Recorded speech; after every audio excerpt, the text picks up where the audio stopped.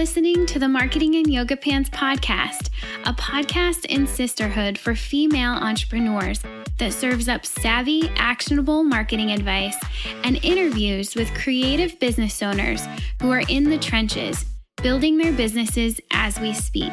The Marketing and Yoga Pants community is for you, the girl on her couch, in her yoga pants, top knot tight, hunched over her MacBook, trying her hardest to get the word out about her business.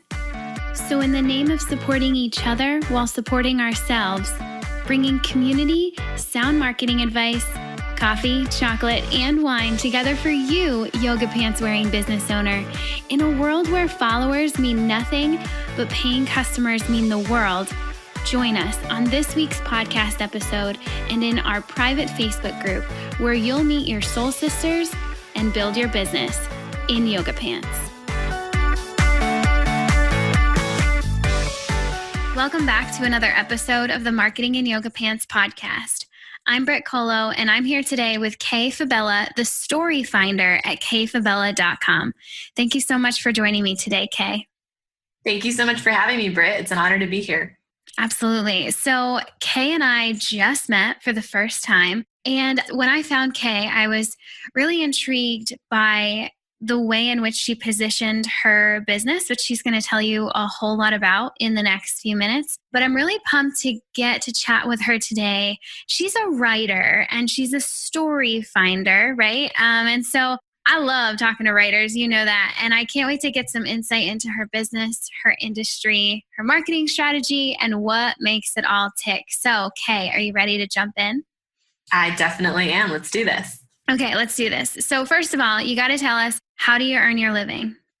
So right now, as you said, I'm a brand storyteller and communication strategist for entrepreneurs, specifically ones who are in the midst of a business pivot. And so I help them up-level their business by upgrading their story first so that they can pivot to gain momentum with their business without confusing their existing audience. And I do that through one-on-one services and online courses right now. Ooh, you said that really well. I can tell you're a communications girl. You know how to say it really well. That's interesting. So specifically for entrepreneurs who are looking at pivoting their business, that's cool. I like that spin. And listeners, you're hearing how very niched that is in a really super good way. And I've just been recently talking about pivoting and that it's okay to pivot over at Jam Marketing Group. So this is, I like that to know that there's somebody out there specifically working with entrepreneurs who are in the midst or looking at pivoting and can help you through that mess because it can get kind of messy. So we'll talk about that in just a minute. But first, tell us the story of how you came to do this with your life. How do you get here? So basically, I like to say that I was able to hone my storytelling skills early because I grew up as a second generation Filipina American in California. And I always got that second question growing up of, no, but where are you really from? And at first it really used to bother me. I would say, well, I'm really from California. I don't know what the other answer to the question is. But I think that being a minority and the child of immigrants, you kind of know instinctively that the world is bigger and wider and rounder and just full of so many different types of people. And I was lucky to grow up in Los Angeles. So I had exposure to so many types of people and stories and cultures. And I remember, so one of my favorite quotes from my mom that taught me the power of empathy early on was, everyone has a story and it deserves to be told. So that stuck with me. It naturally, I think it made me curious to want to talk to others, to get out and to explore. And in a way, it's funny because, I'm originally from LA, like I said, and I'm now based in Madrid, Spain as of 2010. So I've been here for 8 years now. What was supposed to be a 1-year stint, I met my husband who's Spanish my first year here, and I've been here ever since. And so now it's what I still do, right? Is I help my clients figure out what their own epic story is in their lives and then use that as a bridge to connect with their audience and get them in front of the people that they really want to serve and who are, really eager to work with them. That's incredible.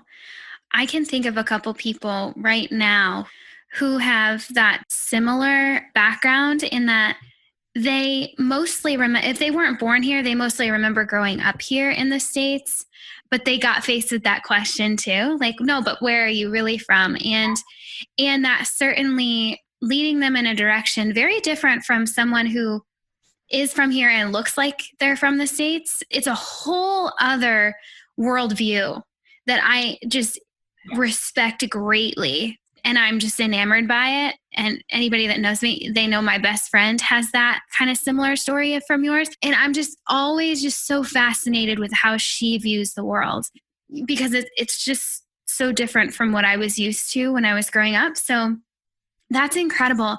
I wonder, my mind goes to, I would love an example of a story that you may have pulled out of one of your clients.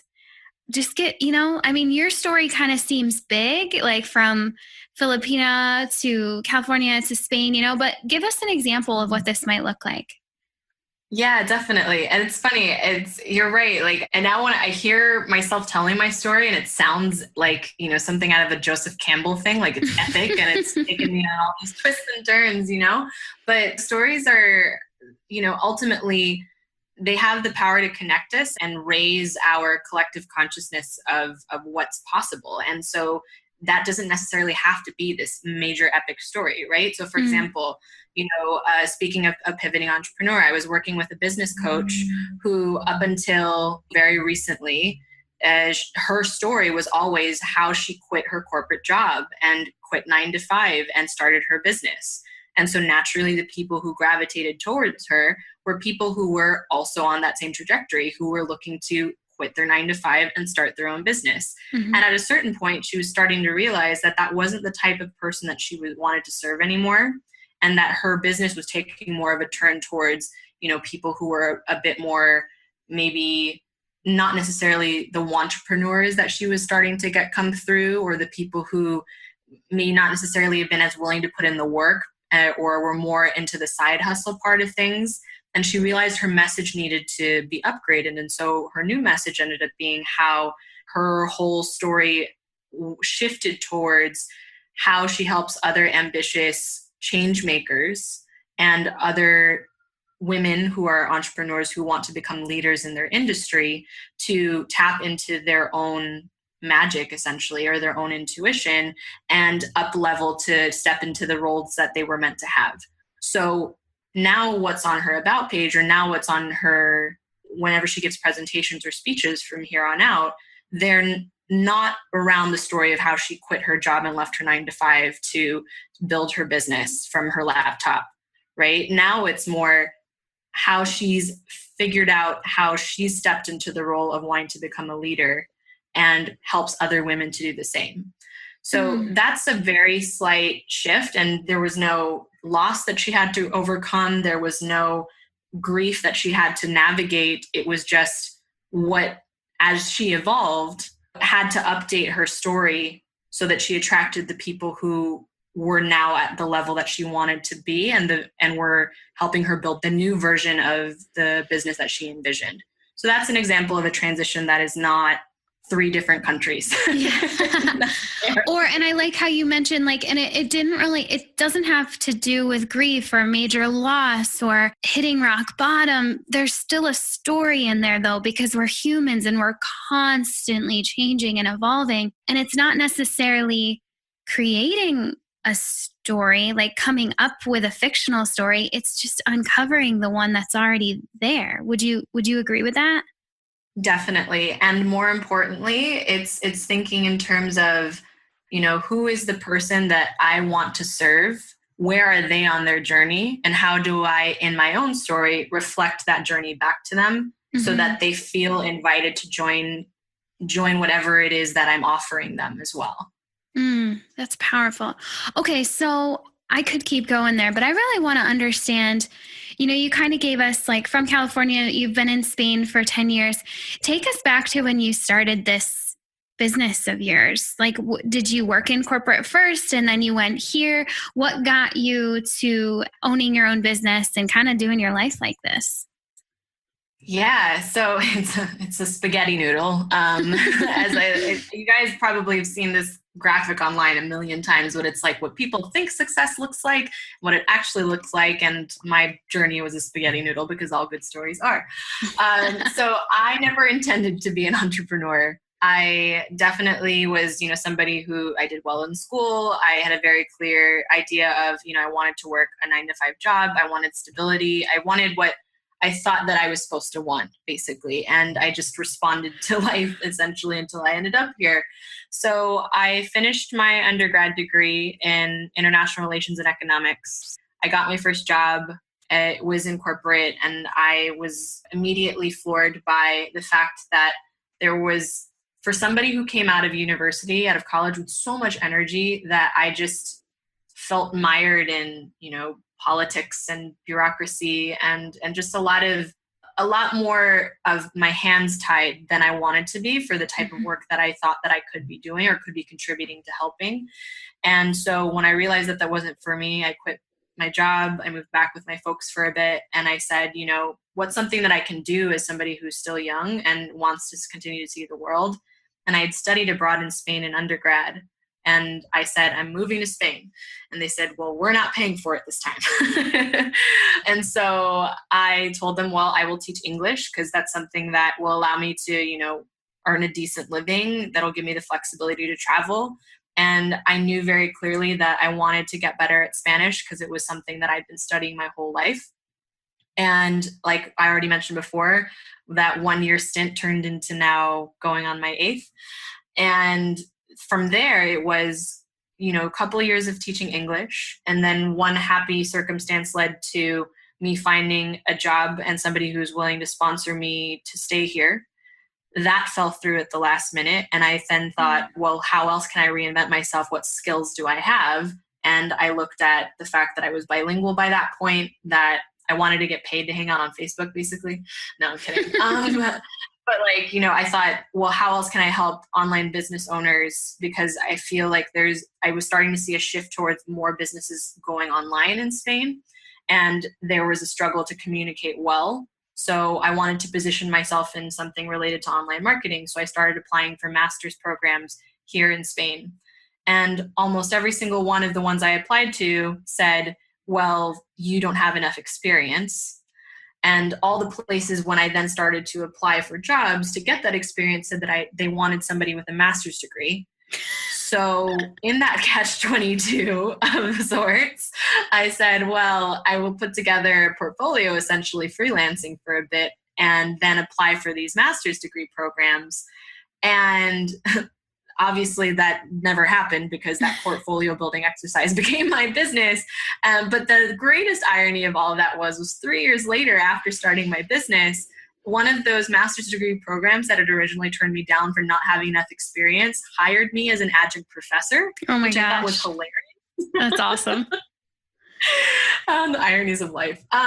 So I think it was a lot of just really, one of the things that I will say about my personality, and I think I got this from my parents and from being lucky enough to have really great mentors and friends and colleagues that, kind of inspired me as well, was to never see defeat or a setback as permanent. It was something to be learned from. And, speaking of story, anytime you have a plot twist essentially in your life, you can either decide to stay down on the ground or say, this is not how the story is going to end. Pick up your pen, turn the page, and start writing a new chapter for yourself.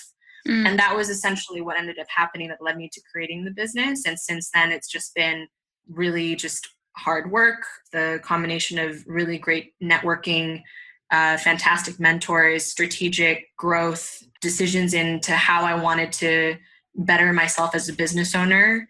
And that's essentially the spaghetti noodle of my story. That's so cool. I really admire the scrappiness of realizing, you know what? The master's program's not going to accept me. And the experience that I need, they're not going to give me the opportunity to get the experience. So I'm going to go out and I'm going to build a portfolio. I really admire that scrappiness. Take us way, way back to those moments of getting your first couple of paid clients. How did you do it?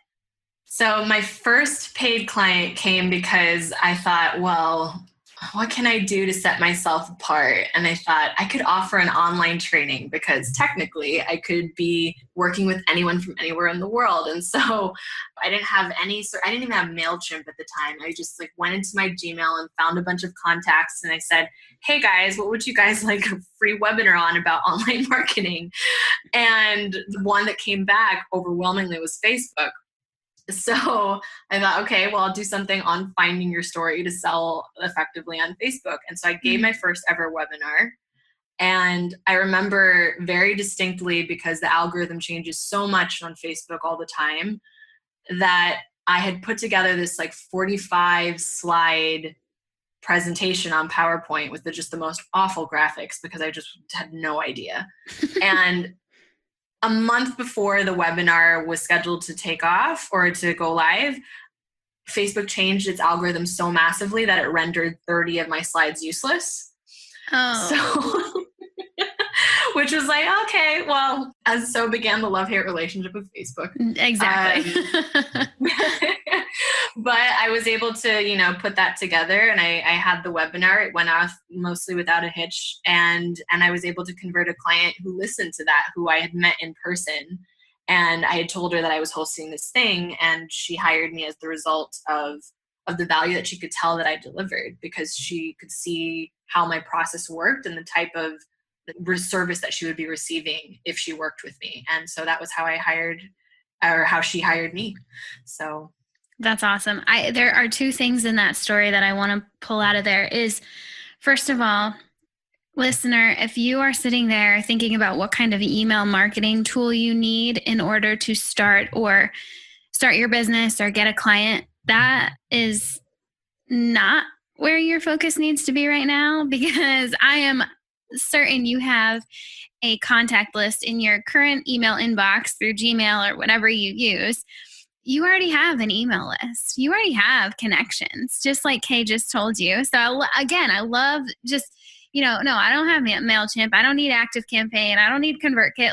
I'm just going to email some people and see what they want. And then I also heard you say that even from the beginning, before you even had any clients, you had this thought around it's about telling your story. Where did that piece of your brand, and it feels like not just your brand, but like your entire life, when did you really realize that was your calling? Because it seems like that's what it is. It's not really your brand. It's more of like your calling in life. Where'd that come from? When did you figure that out? It's so interesting that you say that. And yes, I think I'm getting goosebumps hearing that, but yes, it is my calling. I think honestly for me, there's the cultural element of how I grew up, and the fact that first it was, the hyphen between Asian and American. And then it was, when I went to school on the East Coast and kind of my East Coast, West Coast identity. And then it was America versus Spain, because now I'm here as an expat. And so there's always this level of being a bridge in terms of being able to see. I can tell you honestly, my worst subject in high school was debate, because I could literally see both sides of the argument. I could empathize with both. And so I always found myself naturally as a bridge between two different cultures, groups, or whatever it was that needed to understand each other, because I could get them to see how to empathize with the other person. And that's essentially what story is. Mm-hmm. And when I realized that I had a gift for it, it was when I was once I decided that this portfolio building exercise is going to turn into my business. I didn't want to be, at the time, community management was a really big thing, and social media marketing was a really big thing. And so I needed a way that I knew would allow me to stand out. So I wanted to try and dive deeper into what makes certain campaigns work, what makes certain brands stand out. And it was a Google rabbit hole. I don't know how I ended up on this page, but I found something on brand storytelling, which at the time was still very amorphous, at least to my mind. It wasn't really talked about on a very wide scale the way that I think it is now. And that person ended up becoming a mentor of mine, because I signed up for his online class.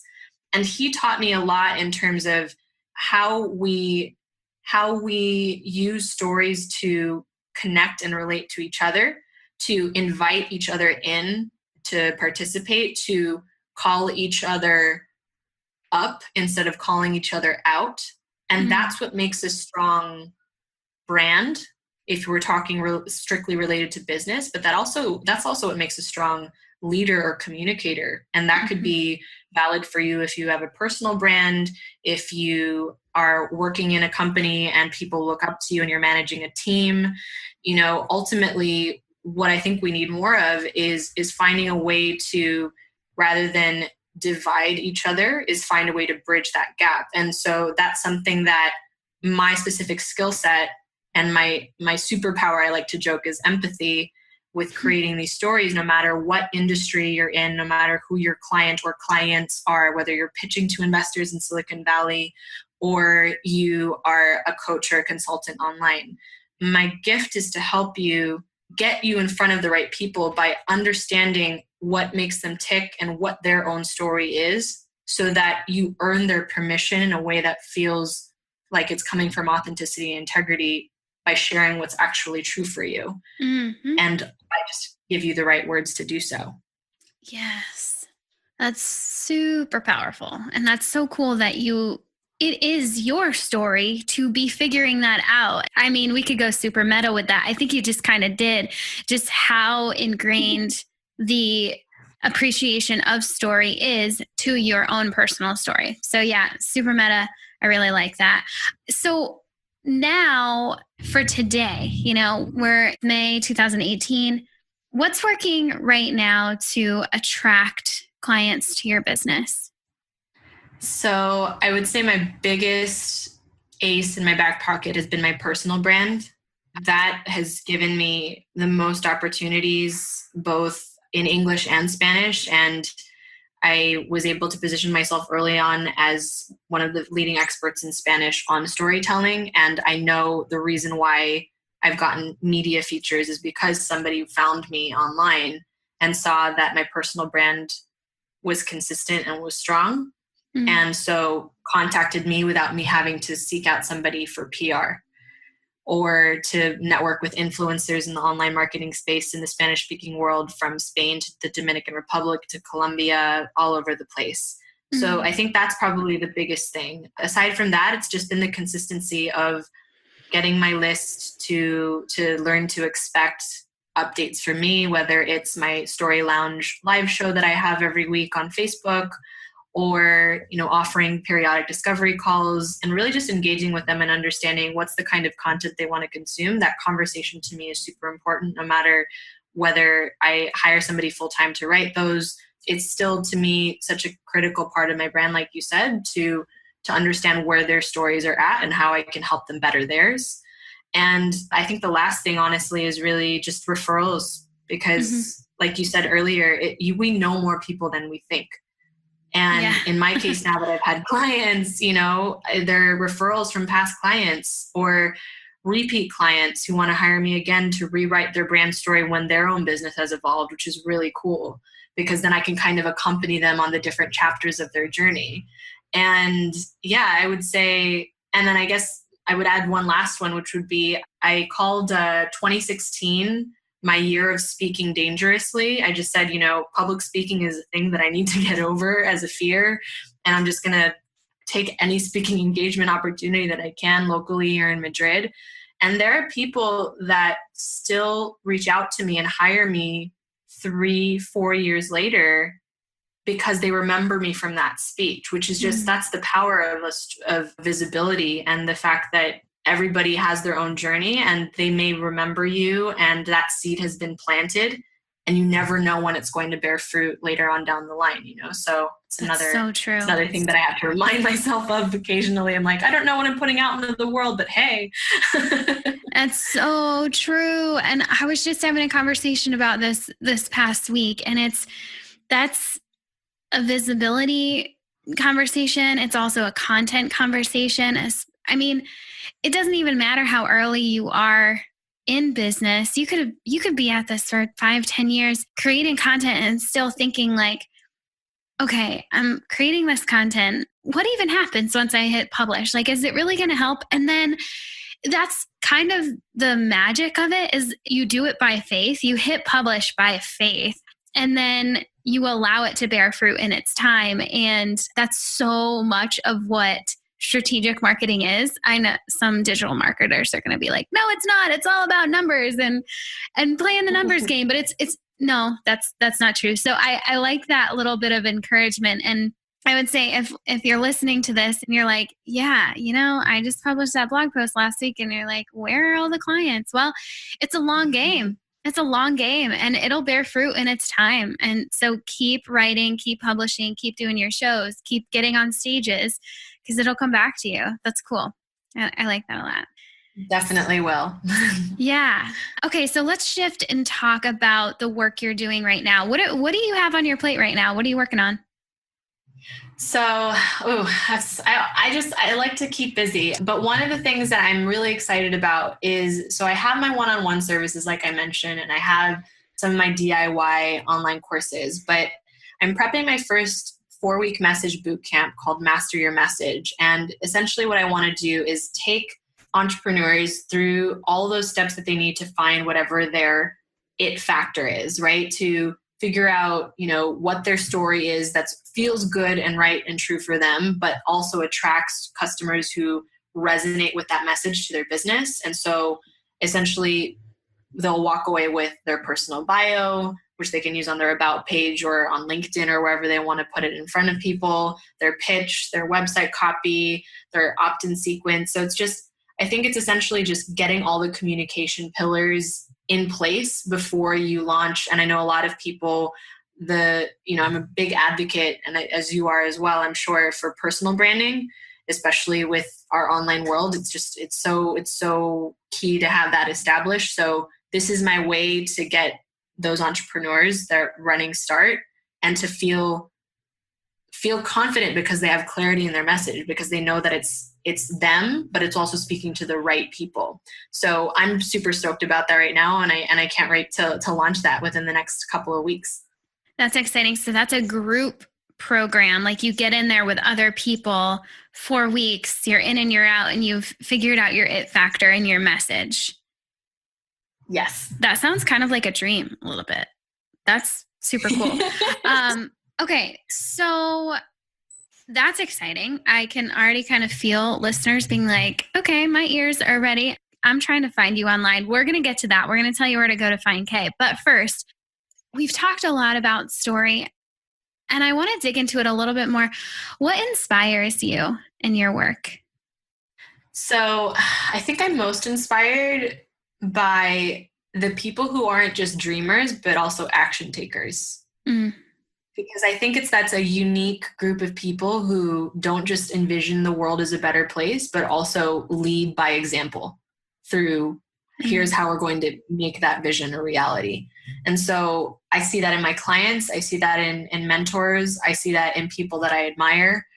And that's probably, that to me, when I see that is possible, it inspires me to see beyond my own maybe preconceived notions or limitations of what I have in front of me, because I'm like, hey, that person could do it. Yeah. Yes. I like that too. When we're talking about finding the story within us and uncovering that within us, what kind of resources do you offer? We've talked about your one-on-one coaching and your upcoming group program, but what kind of resources could one go find right now, either from you or from someone else, or maybe your mentor that you mentioned, that can kind of just get them thinking in this way a little bit more? So definitely, I have resources on my site, which I know we'll get to later, but I highly suggest anything by Seth Godin. Especially my two favorites are The Purple Cow and All Marketers Tell Stories. And he breaks it down for you in a way that is just so approachable, and it doesn't feel unachievable. And I come back to both those books a lot. I know I don't carry physical books anymore because I now have a Kindle, and I learned the hard way from 5 moves in 3 years in Madrid. But I don't want to carry books anymore. But if I did have them, they would be dog-eared and, Post-it noted and everything, because they're so powerful. And my mentor, his website is called Get Storied. So he's got a lot of great resources on there. And he was one of the founders of the movement of brand storytelling and on a corporate level. So I highly suggest looking up stuff by him as well. Awesome. Yeah. You know what? This is a total aside, but on the book situation, for so long, I held on to the belief that I had to have the actual physical book because I wanted to underline stuff and never forget it. And then now our Kindles and our iPads and all those apps allow you to highlight, and then you can just export anything that you've highlighted into a Google Doc or a note on your phone or an email. Like, it's so easy now. Do you do it that way too? Like, cause I was definitely always the one that like underlined everything and don't ever let me borrow your book because it will not come back in the shape that you gave it to me in. Exactly. So thank you, technology. I really like you a lot. Okay. So, that was a total random note, but I have one last question for you. We have to end with, I would love for you to look back and tell us, what advice would you give to yourself when you were first starting your business? That girl on her couch, hunched over her MacBook, trying to figure all of this out. What would you say to her? I would say clarity comes from taking action, not staying in your head. That's probably something that when you are a recovering perfectionist and somebody who's used to doing things kind of in sequence and knowing that there was an output for your input that was defined, that's a hard shift when you are starting a business because nothing is defined. Oh my goodness. So I wish you could just say that all again. Oh, that's so important. It's so true. Okay, keep going.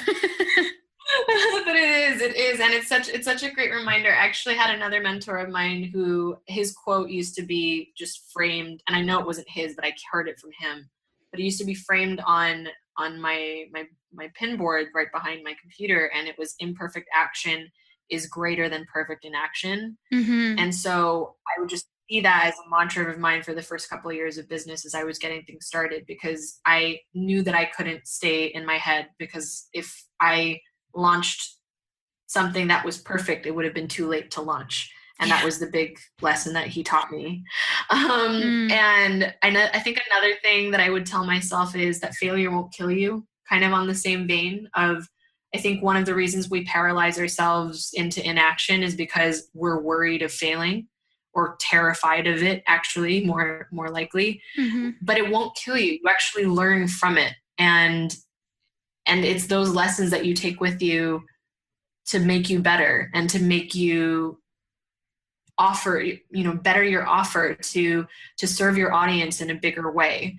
And you wouldn't learn that until you've come on the other side of failure. So it won't kill you. It'll actually make you stronger. And I guess the last one is, you can call me inspirational or a masochist. I'll leave it up to you. But whenever you hear that voice that's telling you, you're not supposed to be here, you shouldn't be doing this, whatever variation on imposter syndrome it is, it's normally a sign that you're rubbing up on the edge of your comfort zone and you're actually moving in the right direction. Yes. And so it's just, I don't know. You may call me a masochist, but now I've learned to see that as like, oh, you're here again? Okay, well, I'll show you again that you're not supposed to be here. You're not supposed to be here. I am. Yeah. Oh man, that's so good. We talk a lot about, I certainly talk a lot about the inner critic a lot. We've had Joanna Platt on the podcast here talking about the inner critic quite a bit. And yeah, it comes up all the time. And that voice, she's probably not going to just completely leave us ever, but she definitely needs a seat in the back of the bus. And so we got to put her there. And that's a really good, she only chimes in when you're starting to go outside of your comfort zone, because she feels you're unsafe. But in reality, you're doing something, while it might be a little bit more risky than staying comfortably in your comfort zone, it means that you're onto something. And that's really, really good advice. Okay. So before we go, could you please tell the listeners where they can find you online? Absolutely. And they can find me at kayfabella.com, where, especially if you're in the middle of a business pivot, or you're getting ready to rebrand, or you just know that your messaging isn't converting in the way that you'd like, you can head to my site at kayfabella.com And I have a free resource there for anybody who just wants to do a quick audit of their about page, because that's normally the first place that people will find your story. And you can start working on making it better today. Good. Awesome. All right. You heard her, girls. Go check her out, send her some love, and then hop into our private Facebook group to hear even more from Kay over the next few days.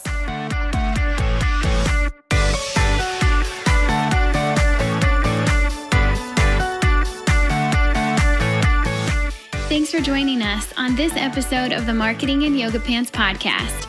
Keep the conversation going by visiting marketingin.yogapants.com/Facebook, where you'll get to join that private Facebook group I've been talking so much about. There, you'll get to chat with our podcast guests. Yeah, they're in there too, and all of the other brilliant creative business owners. We're connecting, we're meeting our soul sisters, and we're building our businesses, all while in yoga pants. So come hang out with us. Again, visit marketingin.yogapants.com/Facebook to get in. And one more thing. If you dig this podcast, would you be awesome and share it with someone? This entire Marketing in Yoga Pants movement is nothing without its community. So please share. And if you're really feeling the love right now, jump into iTunes. You're probably already there if you're listening to this right now. And leave us a rating and review. The more of those we rack up, the more the podcast will be found by ladies like you, and the stronger this community becomes. This episode was edited and produced by the Podcast Engineers. They're pretty great, so go find them at podcastengineers.com. This episode was also brought to you by my online marketing agency, Jam Marketing Group, and you can find us at jammarketinggroup.co. That's all for now. Thanks for listening, and I'll catch you back here next week on the Marketing in Yoga Pants podcast. Love ya. Bye.